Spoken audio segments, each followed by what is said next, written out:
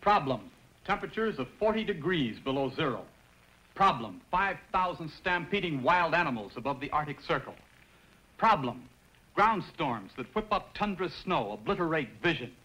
Now, Betty Sutnett of Morgan Hill, California, those were only a few of the difficulties encountered in making the answer to your request possible. Betty writes, although some reindeer for our Christmas parades are raised domestically, I've read that others are caught from great wild herds in the far north, then gentled and trained for their task as Santa's helpers. Is it possible to show how that's done? Well, Betty, the man who proved it possible was Frank Whaley, a northern bush pilot turned cameraman. Now, let's look at another problem he faced. A delicate movie camera, such as this. It was winterized for Arctic temperatures, but sudden changes of weather and atmosphere made proper focusing next to impossible. He didn't dare touch the camera to his face, even while filming, as it would freeze to his skin. The slightest breath would fog the lens. Now, he kept it covered with caribou skins, carried it under his parka whenever he could. Knowing those problems, Frank Whaley, on behalf of Eskimo Land Pictures, flew to join Eskimo hunters north of Kotzebue, Alaska. He'd no sooner landed than the weather closed in. He finally returned to civilization by a dog team. It was no problem to find the reindeer herd, over 5,000 of them. A herd never stops moving. Frank followed with the hunters, walking as much as 25 miles a day, sleeping at night on the frozen tundra.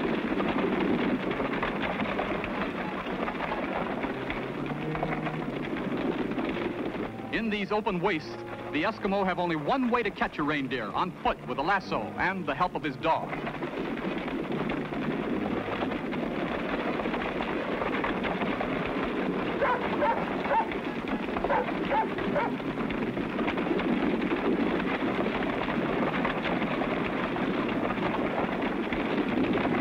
Watch the husky turn them.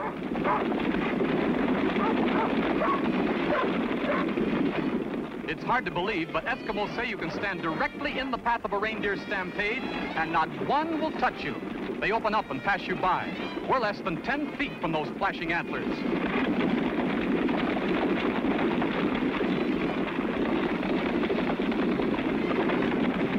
There's his throw, and a miss. He'll try again.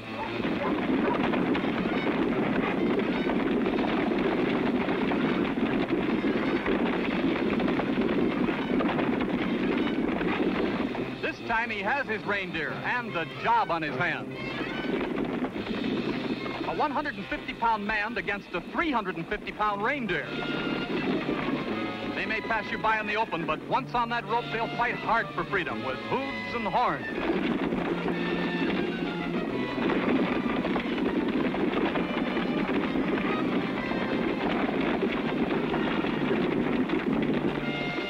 During this hunt, the Eskimos roped and captured 62 reindeer.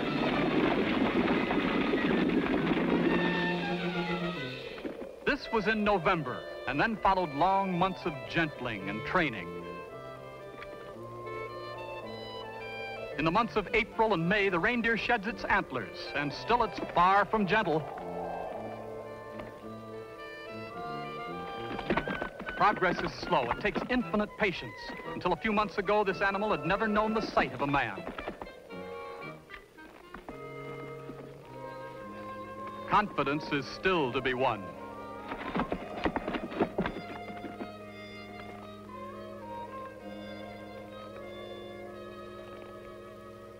Once trained, reindeer are invaluable work animals of the north. Unlike the huskies, they can forage for themselves, so there's no problem of food. They travel swiftly, up to 60 miles a day, lacking only the endurance of the husky.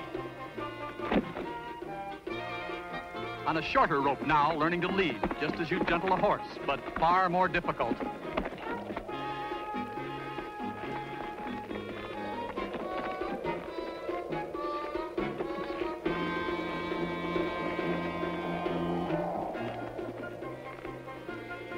Only 90 days after shedding, new antlers have grown to full size, and Santa's future helper has come a long, long way. Now the harness.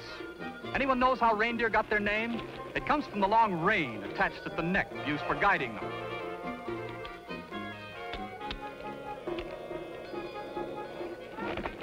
Finally hitched to Santa's sled, but still more training, learning to obey every command. A far cry from the terrified wild animal roped from the great herd a year before. Finally, our reindeer, fully confident, is ready to take his proud place in the Christmas parade. Betty Supnett, you asked for it.